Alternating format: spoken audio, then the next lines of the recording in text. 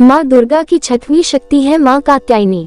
नवरात्रि में छठे दिन माँ कात्यायनी की पूजा की जाती है। इनकी उपासना और आराधना से भक्तों को बड़ी आसानी से अर्थ, धर्म, काम और मोक्ष चारों फलों की प्राप्ति होती है। उसके रोग, शोक, संताप और भय नष्ट हो जाते हैं। जन्मों के समस्त पाप भी नष्ट हो जाते हैं। इस देवी को नवरात्रि में छठे दिन पूजा जाता है। कात्य गोत्र में विश्व प्रसिद्ध महर्षि कात्यायन ने भगवती पराम्बा की उपासना की, कठिन तपस्या की। उनकी इच्छा थी कि उन्हें पुत्री प्राप्त हो। माँ भगवती ने उनके घर पुत्री के रूप में जन्म लिया, इसलिए ये देवी कात्यायनी कहलाई। इनका गुण शोध कार्य है, इसीलिए इस वैज्ञानिक युग में कात्यायनी का महत्व सर्वाधिक हो जाता है। इनकी कृपा से ही सारे कार्य पूरे हो जाते हैं।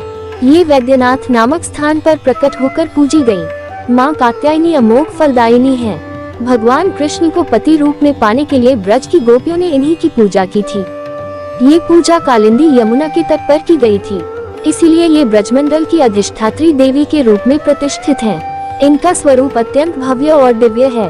ये स्वर्ण के समान चमकीली है और भास्वर हैं। इनकी 4 भुजाएं हैं। दाईं तरफ का ऊपर वाला हाथ अभय मुद्रा में है तथा नीचे वाला हाथ वर मुद्रा में। माँ के बाईं तरफ के ऊपर वाले हाथ में तलवार है, वह नीचे वाले हाथ में कमल का फूल सुशोभित है। इनका वाहन भी सिंह है। इनकी उपासना और आराधना से भक्तों को बड़ी आसानी से अर्थ, धर्म, काम और मोक्ष चारों फलों की प्राप्ति होती है। भक्तों के रोग, शोक, संताप और भय नष्ट हो जाते हैं। जन्मों के समस्त पाप भी नष्ट हो जाते हैं। इसलिए कहा जाता है कि इस देवी की उपासना करने से परम पद की प्राप्ति होती है।